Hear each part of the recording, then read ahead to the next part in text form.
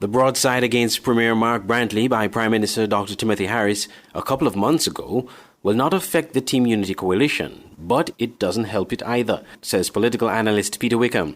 Mr. Wickham, speaking on a recent edition of Let's Talk St. Kitts and Nevis aired on Voice of the Caribbean Radio, was responding to questions of any political fallout, if any, on the decision by Prime Minister Harris and Labour Minister Wendy Phipps to visit Nevis and speak to Four Seasons workers without involving the Premier. So whether it has a bearing on the coalition government, I don't think so. The fact is that if Mark Brantley were to leave and take all three members with him, he still does not shake the moorings of the current government. And in a sense would be a suggestion that he would be wanting to surrender his participation in Team Unity for an opposition role in the federal government, which he could take up tomorrow because he has more seats in the opposition. So if Mark Brantley felt that being a cabinet minister was less attractive and being leader of the opposition was more attractive, then he could do that and he could reduce Dr. Douglas to the role of a regular member because he would be minority opposition. My feeling is that that's not attractive to Mark Brantley because ultimately he is still Premier of Nevis. And I think that he has benefited significantly from his association with Team Unity. So he won't do that. So for the time being, I don't think it will affect Team Unity. I don't believe that it would affect the Team Unity coalition unless the departure of Mark Brantley was in a position to weaken the moorings of the government in a sense. If they had one less seat than they could, then it would make a difference. Mr. Brantley at the time expressed consternation about the Prime Minister's visit. I was not informed of any such meeting.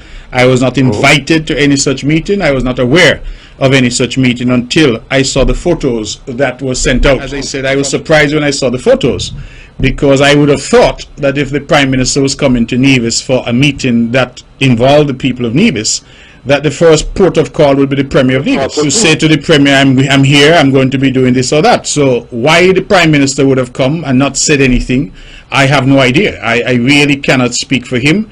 You don't find those kinds of broadside being taken at a leader in whose cabinet you sit. I'm surprised, quite frankly, that there has not been anything further from it. I don't know what has happened at the local level.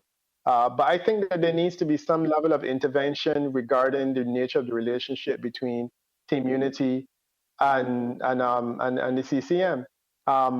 If it is that there's a level of discomfort, my sense is that there's certainly something that needs to be debated and discussed, and they need to come to some agreement because, well, it's not going to change things regarding the coalition.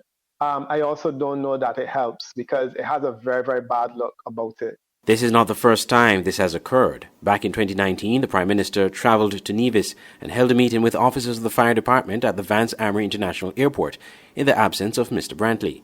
Some political insiders see this as a discord in Team Unity, but Brantley has been on the record saying he has a good relationship with his coalition partners despite disagreements.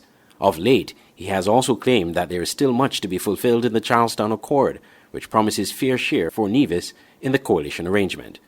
Andre Huey, SKN Newsline.